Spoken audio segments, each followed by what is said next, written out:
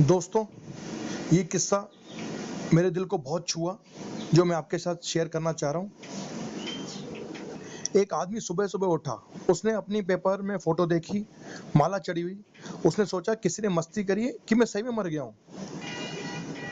तब उसने सोचा कि पिछली रात को मुझे सीने में दर्द था और मैं बहुत तड़प रहा था।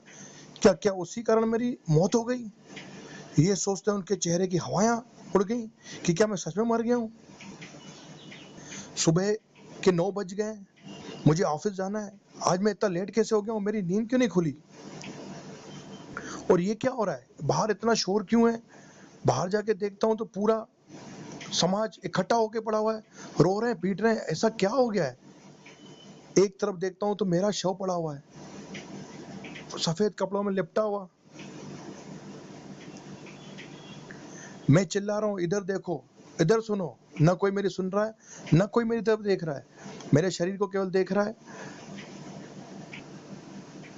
मैं पूरे घर में देखता हूँ, मेरे बच्चे, मेरी बीवी रो रही हैं, विलाप कर रहे हैं, चारों तरफ बहुत अजीब-सा माहौल है।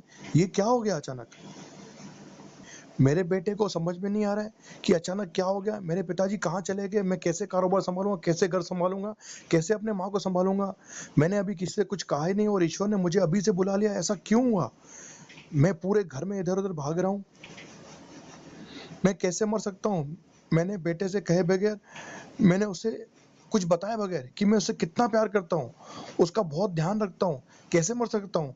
मैं अपनी पत्नी से बिना कहे कि मैं उससे दुनिया में सबसे ज़्यादा प्यार करता हूँ, वो दुनिया में सबसे खूबसूरत औरत है, मैं कैसे मर सकता हूँ? मैं अपने माँ-बाप के बिना रह नहीं सकता, तो उसके बिना कैसे मर सकता हूँ? मैं उनसे कितना प्यार करता हूँ, उनसे मैंने कहा ही नहीं, तो मैं मर कैसे सकता हूँ? मैंने अपने दोस्तों से कहा ही नहीं कि वो मुझे कितने प्यारे हैं, मैं उनके बिना अधूरा हूँ। उन्हें बोले बिना मैं कैसे जा सकता हूँ? जो दोस्त मेरे सारे अच्छे फैसलों में, सारे गलत फैसलों में मेरे साथ थे, जब मुझे सबसे ज़्यादा ज़रूरत थी, तो उन्होंने मेरा साथ दिया और ज़रूरतमंद में मुझे सहारा दिया।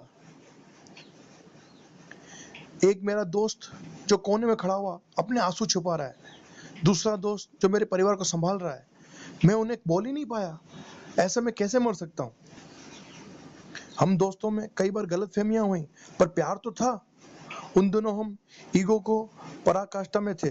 हम कभी एक-दूसरे को माफ़ नहीं किया करते थे।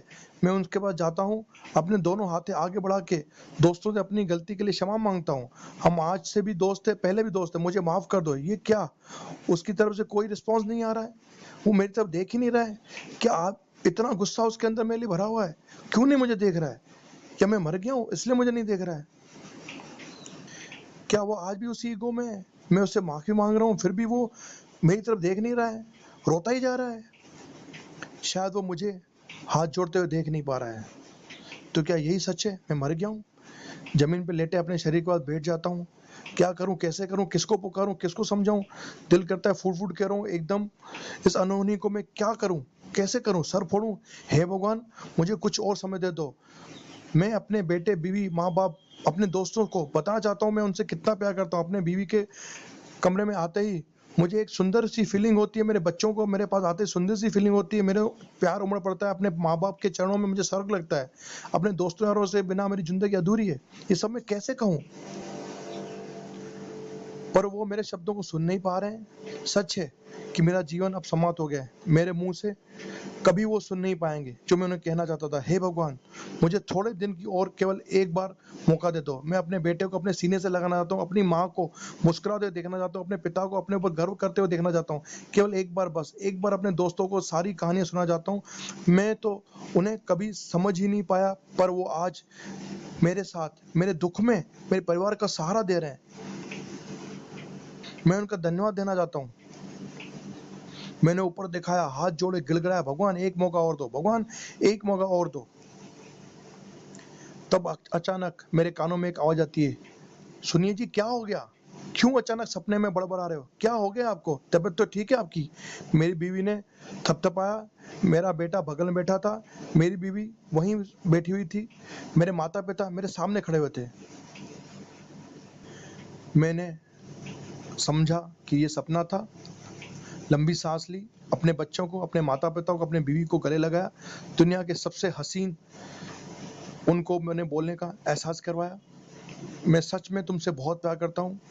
मेरी आंखें नम थी, चेहरे में मुस्कान थी और ईश्वर के लिए धन्यवाद था कि उन्होंने मुझे दूसरा मौका दिया। पर ऐसा दूसरा मौका सबको नहीं मिलता। तो इसलिए दोस्तों, मित्रों, सखाओ, देर नहीं हुई है, अभी उठो, अपने परिवार को प्यार दो, अपने फैमिली को प्यार दो, दोस्तों को धन्यवाद दो। अपने झूठे ईगो, अतीत के पुराने विवादों को, मतभेदों को भुलाओ। अपने प्रियजनों, मित्रों को खुलकर अपने से पास आने दो, प्यार जताओ, झगड़ों को, मनमुटाव को भूल जाओ, नई शुरुआत करो। क्योंकि जिंदगी दोबारा दूसरा मौका नहीं मिलेगी। खुश रहो, खुशियां बांटो और ईश्वर को धन्यवाद देने में कंजूसी मत करो। ओम तत्सत। मैं कमल राजधानी, Om Dhyan Kendra, Lion City Marriage Garden, Halalpura, Lalghati, Bhopal, Madhya Pradesh. जय माता दी।